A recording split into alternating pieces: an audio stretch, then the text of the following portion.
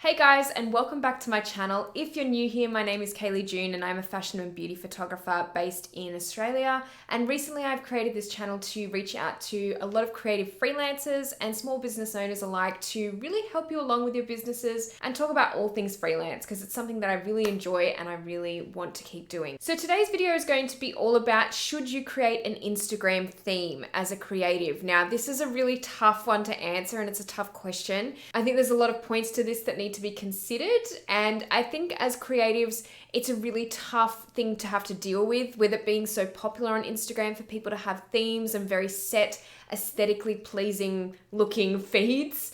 I think that there's a lot more to it for creatives that we have to consider, so I'm going to delve straight into it today and we're going to talk a little bit more about it. So I have actually talked about this particular topic on my other channel, my photography channel, and I have spoken about it in regards to photographers.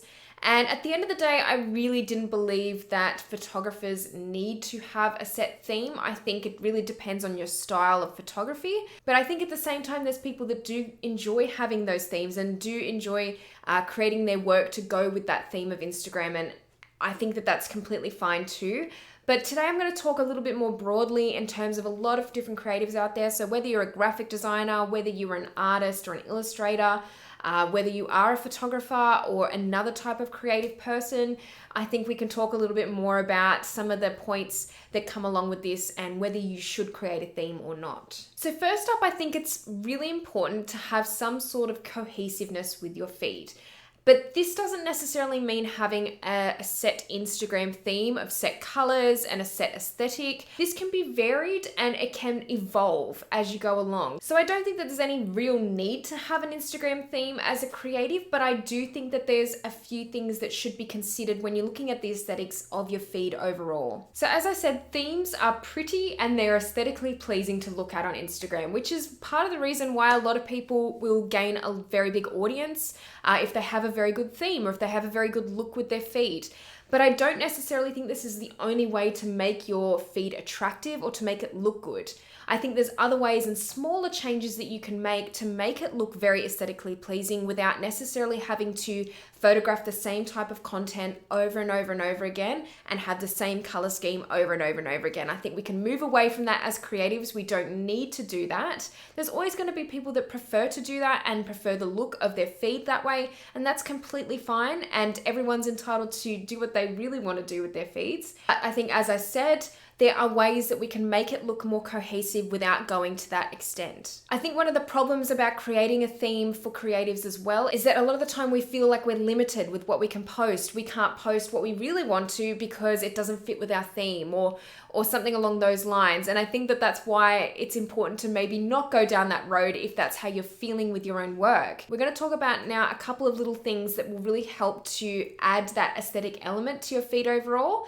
I think it's really important to start planning your feed ahead of time. And I always tell people this. I always plan my Instagram feed well ahead of time so I can really look at my photography, in my case, being a photographer, and I can look at how it all pieces together. Obviously for me, every shoot is very different. And even with doing a lot of beauty photography and having that set theme amongst that genre, I do find that my work can vary a lot. Sometimes I'm shooting in natural light, sometimes I'm shooting in studio, and it has a very different effect, it has a very different look. So sometimes having those things side by side don't always look super cohesive, but there's little things that I like to add into the mix that really help it look aesthetically pleasing when you're looking at the feed from afar. So one of those things that I like to do is actually looking at the composition. And this is a really big point for a lot of different creatives out there, and it's something that you can all use. When you're looking at your work and your Instagram feed, is using composition to help you plan where you're going to put your content or your images. And this is a really important one because it will really stand out when you're looking further away. What images look good next to each other or what content looks good next to each other. It might not even be the fact that they're side by side, but it might be top and bottom. What looks good on top? What looks good in the bottom corner? You know, obviously this will shift as you post on Instagram. Everything's going to shift a little bit. But I think if you get the basics right and you get the basic composition of how it's going to look right and side by side especially, it will really make a difference aesthetically with your feed. You can also use things like colors to help tie in a bit more of a theme with your Instagram or a bit more cohesiveness.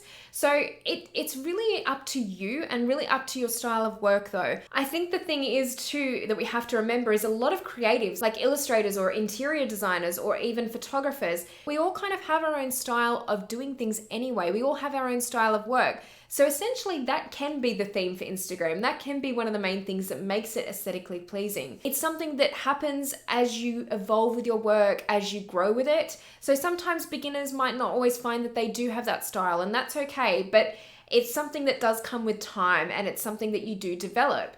And I think that's one of the other elements that we have to remember with Instagram is that we kind of already do have a bit more of an aesthetic theme with our own work. We already have a bit more of a linking element with our style of creations. And don't get too hung up with an Instagram theme with filters and all the rest of it. Because at the end of the day, we're showing our work. So as I said, definitely remember to keep cohesiveness as a part of your feed. I think it is a big thing with Instagram. It is a very visual platform, but it is also a very quick platform. And for a lot of people visiting your page or your profile, they may not stay long. They want to know what you're all about. As soon as they land on your page, as soon as they're scrolling through your grid, they want to see what you're all about.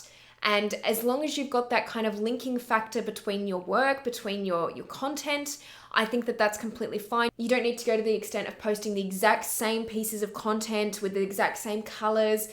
Anything like that that relates to an Instagram theme, you don't need to do. But as I've explained in this video, there are other ways to go about it and other things to keep in mind when you're planning out your feed overall. And I think that does come with planning. Like I said, I think planning is one of the most important things that you can do with Instagram, and it's going to really open your eyes to how your feed looks overall. So guys, I hope this video was a little bit enlightening on whether you should create a theme if you're a creative. Of course, there will be people out there that prefer to have a theme with their Instagram, and that's completely fine. Having a set theme is a very popular thing to do on Instagram, and it's a very lucrative thing for some people. But for a lot of creatives that are hoping to reach out to clients as well via Instagram, sometimes it's not always the most practical way to go, and that's completely fine too. So guys, if you like this video, please give it a thumbs up, and if you haven't subscribed to my channel already, make sure that you do, because I'll be posting a lot more of this type of content in coming weeks. And let me know down below whether you have an Instagram theme or not, and whether you like it or not, because I'm really interested to hear. So thank you guys so much for watching this video, and I will see you in the next one. Bye!